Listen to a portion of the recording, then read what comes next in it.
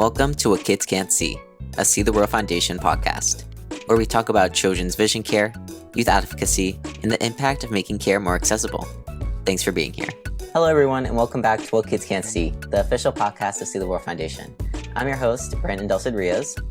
And I'm Daniela Ramirez. Thank you guys so much for joining us. We're really excited to have you here for another episode. Last week, we kicked off with Season 2 by sharing some exciting updates about everything that's happened at See the World Foundation over the past few months. If you haven't listened to the episode, I would definitely recommend you go and check it out before we start. Today's conversation is one that really opened my eyes while preparing for it, and I think it's one that's going to stay with a lot of our listeners. I completely agree. Today's episode is all about Ethiopia, the importance of global access to vision care, and why where someone is born should never determine whether or not they have the opportunity to receive the vision care they need. But before we get into today's topic, we wanted to share a few exciting updates from around See the World Foundation. First, we want to give a huge shout out to our Georgia chapter. Just recently, they held a community garage sale to raise money for children's vision care. And thanks to everyone who donated, volunteered, or stopped by to support them, they raised $196. Every dollar raised will directly support children receiving vision care through See the World Foundation's Vision Assistance Program. Congratulations to everyone involved. We're so proud of everything your chapter is accomplishing. I honestly really love seeing the different ways our chapters are getting involved. One of the coolest things about having chapters is that every community comes up with different ideas. Some organize fundraisers, others focus on awareness events, and others partner up with local organizations. It's exciting because every chapter is finding its own way to make a difference while still supporting the same mission. Exactly. And I think what's really important is remembering that every fundraiser matters. Sometimes people hear that a fundraiser raised $100 or $200 and think, well, that's not a lot. But to a family that's struggling to afford an eye exam, or prescription glasses, or transportation to an appointment, that fundraiser can completely change a child's life. Every dollar raised represents another opportunity for a child to receive the vision care they need and deserve. Speaking of exciting news, just a few days ago, See the World Foundation officially surpassed $9,600 raised since we were founded, which means we're getting incredibly close to something we've dreamed about for a long time. $10,000 raised to help children receive vision care. And then I really wanted to ask you about that. You've been with See the World Foundation since day one, obviously because you started it. But did you really ever imagine that we'd be sitting here talking about nearly $10,000 raised in less than 2 years? Honestly, no. When I first started See the World Foundation, I wasn't really thinking about reaching a certain fundraising goal. I wasn't thinking about how many chapters we'd have. I wasn't thinking about grants. I was simply thinking about helping one child. If we could help one family avoid going through what my own family experienced when I was younger, then I felt like everything would be worth it. So when I look at that number today, I don't really see $9,600. I see children receiving eye exams. I see children getting glasses for the first time. I see surgeries. I see medications. I see transportation helping families reach appointments they otherwise couldn't get to. That's really what this milestone represents. Not a dollar amount, but lives being changed. And honestly, I think that's what makes this organization just so special. It's never been about fundraising just for the sake of fundraising. Every dollar has a purpose, every donation has a family behind it, and every milestone represents another opportunity to help someone see the world a little more clearly. Exactly. And we're incredibly grateful to every single person who supported us over the past 2 years. Whether you've donated, volunteered, and shared one of our posts online, started a chapter, or simply told someone about our mission, thank you. None of this would have been possible without you. And now, before we move into today's topic, we just have one more little update. But unfortunately, we can't tell you everything just yet. Not yet, but we can tell you that we've been working behind the scenes on a brand new campaign in collaboration with another nonprofit organization that we've known for quite some time. It's something we're incredibly excited about, and we think it's going to make a meaningful impact. We're still putting the finishing touches on everything, so we'll save the details for another day, but definitely stay tuned because we'll be sharing so much more information very soon. Now, let's talk about today's episode. Brandon, over the past several months, we've welcomed chapters across the United States and internationally. But one of our newest chapters is located somewhere that many people may not immediately associate with vision care: Ethiopia. What made you want to dedicate an entire episode to Ethiopia? Well, believe it or not, this episode actually started because of TikTok. A few nights ago, I was just scrolling like everyone else, watching random videos before bed, when one popped up talking about access to vision care around the world. It started mentioning countries where people still struggle to receive something as basic as an eye exam or a pair of glasses. Then the creator mentioned Ethiopia. Immediately, I stopped scrolling because I thought, wait a second, we literally just opened a chapter there. So after watching the video, I decided to do what I always do whenever I hear something that surprises me. I started researching, and honestly, the more I read, the more shocked I became. I realized that, without even knowing it at the time, See the World Foundation had just expanded into one of the countries facing some of the greatest barriers to accessing vision care anywhere in the world. It honestly made opening our Ethiopia chapter feel even more meaningful. I remember when you started sending me all the articles and the statistics, and at first I was like, maybe this is just one report. But then every article you sent me, it kept saying the same thing. It said that the access to vision care in Ethiopia is super limited, especially for people living outside of larger cities.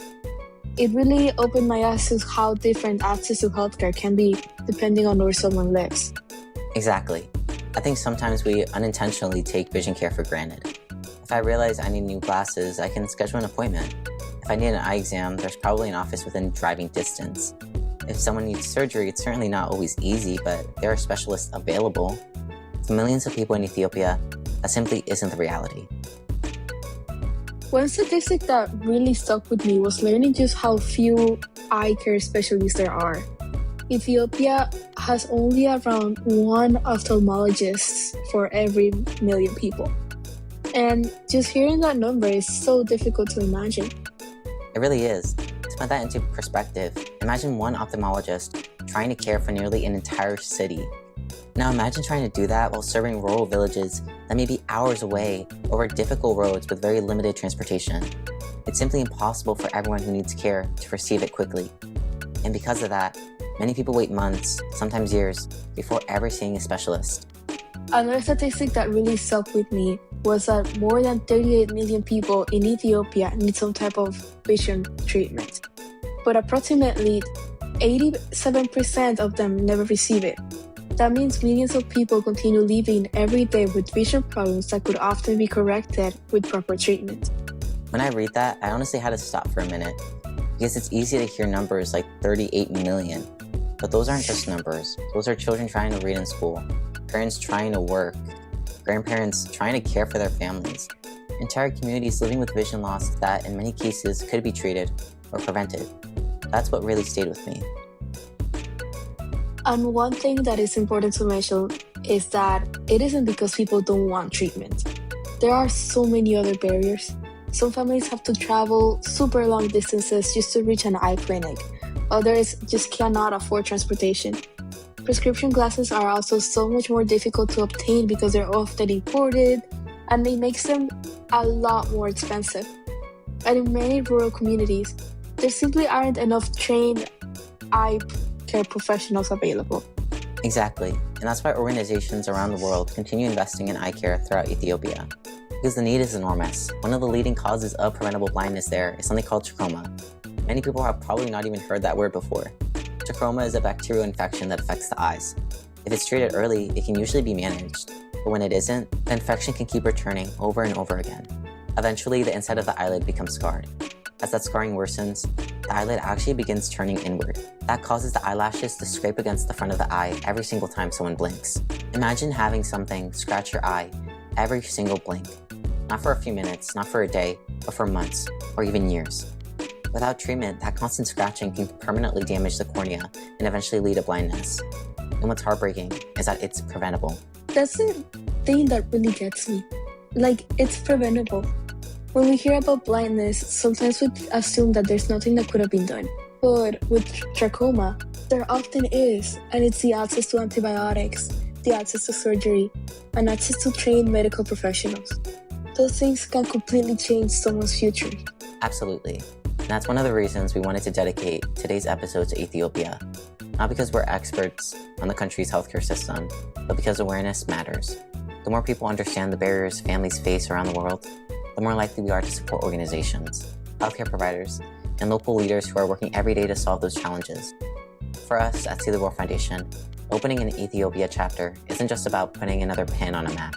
It's about building relationships, listening to local leaders, understanding the needs of the communities we're serving, and doing everything we can to support children and families, however we responsibly can. And speaking of families, there's one story from Ethiopia that really stayed with the both of us while preparing for today's episode. And it's the story of a little boy named Teshager. And honestly, it is one of the most powerful reminders of why access to vision care matters. So it's time for this week's Vision Story. Every week this season, we're going to take a few minutes to share a story that reminds us why access to vision care matters. We call this segment Vision Stories. Today's story comes from Ethiopia and follows a little boy named Teshager. When I first heard his story, I honestly couldn't stop thinking about it because, in many ways, it's exactly why organizations around the world continue fighting to make vision care more accessible. What's so powerful about Teshager's story is that it isn't just about one surgery. It's about a child who spent years living in pain simply because the care he needed wasn't accessible. And also about a father who desperately wanted something better for his son than the life he experienced himself. Teshager was only 6 years old. While most 6-year-olds wake up excited to play outside, to spend time with friends, or get ready for school, that wasn't Teshager's reality. Most mornings, he stayed inside. He rarely played with other children. He wasn't attending school. Even something as simple as opening his eyes hurt. When Teshager was just 2 years old, he developed trachoma, a bacterial eye infection that affects millions of people around the world. Unfortunately, his infection didn't just happen once. It kept coming back, again and again and again and again. Every infection caused more damage to his eyes. Eventually, the repeated infections caused something called trichiasis. Remember how we talked about the eyelid turning inward? That's exactly what happened. His eyelashes began scraping against the surface of his eyes every single time he blinked. Imagine having sandpaper rubbing across your eye every time you blink. That's what Teshager lived with. Not for hours, not for days, but for years. The article described how obvious his pain was, and he struggled to keep his eyes open. Bright sunlight was unbearable, and even walking became difficult because he constantly tilted his head away from the light. It's hard to imagine a 6-year-old living with that level of discomfort every single day. And despite all of that, his parents never stopped trying to find help. His father, Emmanuel, worked as a farmer. Money was already extremely limited for their family. When Teshager first became sick, they brought him to a local hospital. Doctors gave him eye drops, but they also explained something heartbreaking. They told his parents he would eventually need surgery, but he was still too young. So they waited. When Teshager finally became old enough, they returned, hopeful that this would finally be the moment their son would receive the eye care he needed. Instead, they received another devastating answer. The hospital told them that his condition had become too severe. He would have to travel to another hospital with specialists who could perform the surgery. Unfortunately, that hospital was in Addis Ababa, hundreds of miles away. For Teshager's family, traveling there simply wasn't financially possible. Honestly, I think that's the hardest part of this story, because his parents were ignoring his condition, and they weren't refusing treatment. They were just doing everything they possibly could. They kept taking him to the appointments, they followed the doctor's recommendations, but eventually they reached a point where they simply couldn't afford the next step. And I think that's something that many people can relate to, regardless of where they live. Sometimes the treatment exists, but getting to it is the hardest part. Exactly. His mother later shared how devastated they felt. They had finally reached the appointment they had waited years for, only to learn that the treatment their son needed was somewhere they simply couldn't afford to reach. Imagine being told, "We know how to help your child, but you can't get there." As a parent, I can't even imagine how heartbreaking that must feel. Thankfully, that wasn't the end of Teshager's story. Health professionals supported through Orbis had already become aware of his condition.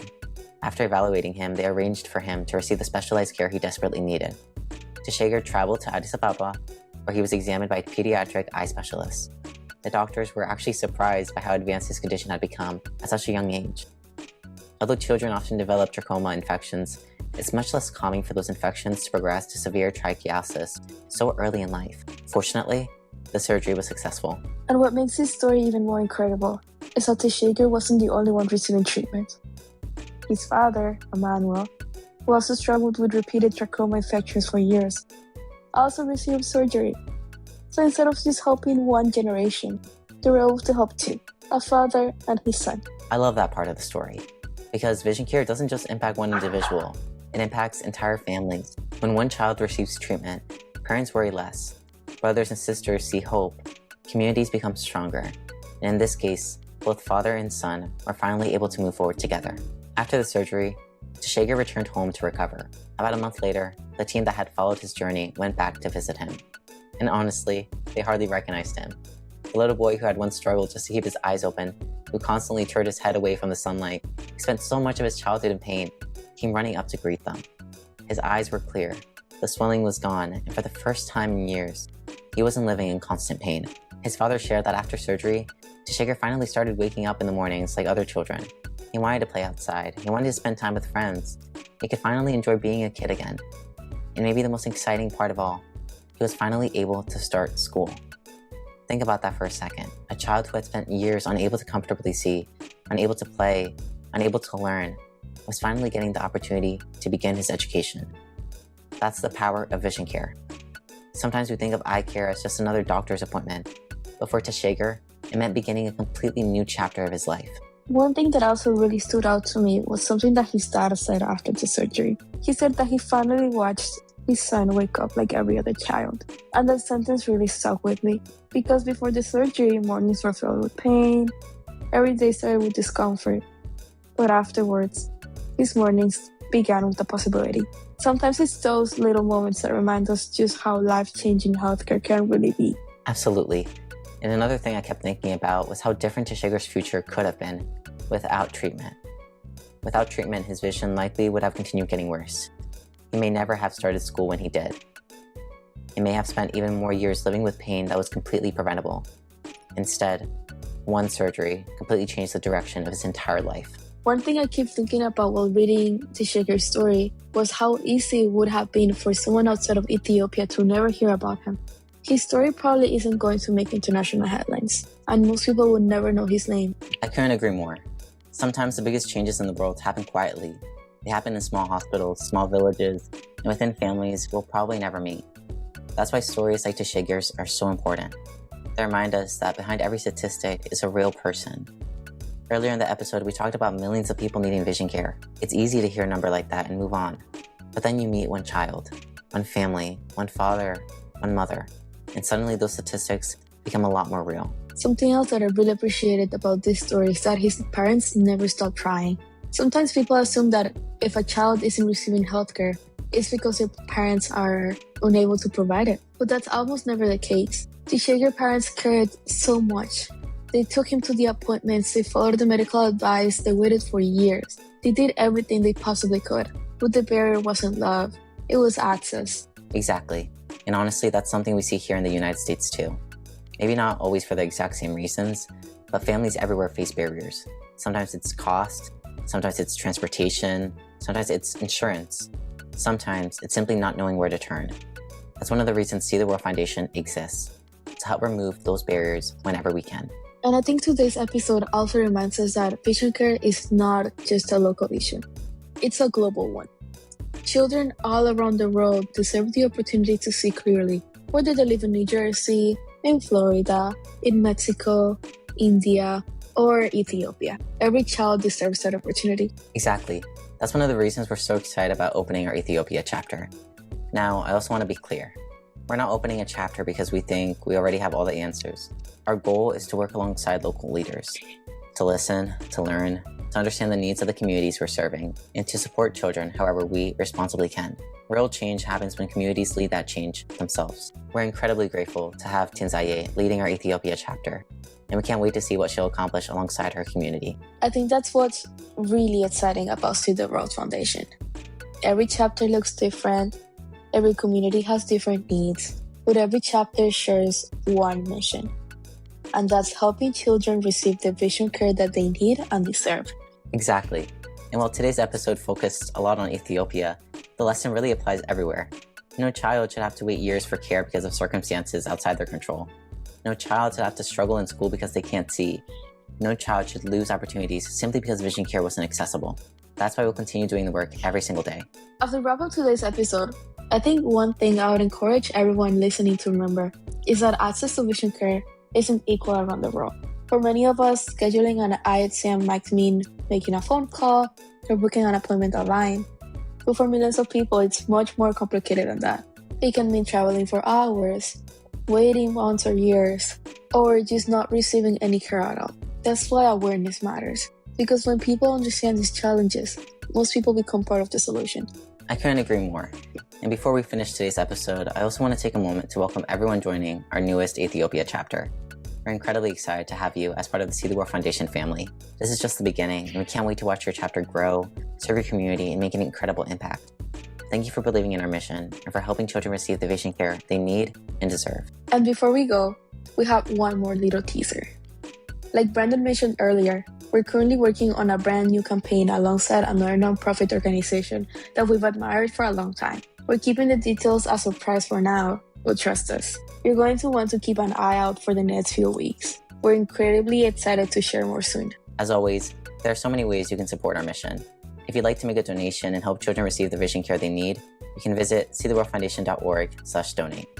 Every donation, regardless of the amount, helps provide children with access to eye exams, prescription glasses, surgeries, medications, vision therapy, eye patches, transportation to appointments, and other vision-related treatments. Every contribution truly makes a difference. If your child is under the age of 18 and needs help accessing vision care, we also encourage you to apply through our Vision Assistance Program. One thing that's really important for families to know is that we do not determine eligibility based only on the family's income. Instead, we ask families to tell us about their current financial situation and explain why they're seeking assistance. So even if you've looked at other programs before and thought you might not qualify, please don't assume the same is true here. If your child needs vision care, we really encourage you to apply. We'd love the opportunity to review your application and see how many more we're able to help. And if today's episode inspired you and you'd like to become involved with See the World Foundation, there's so many different ways to join our mission.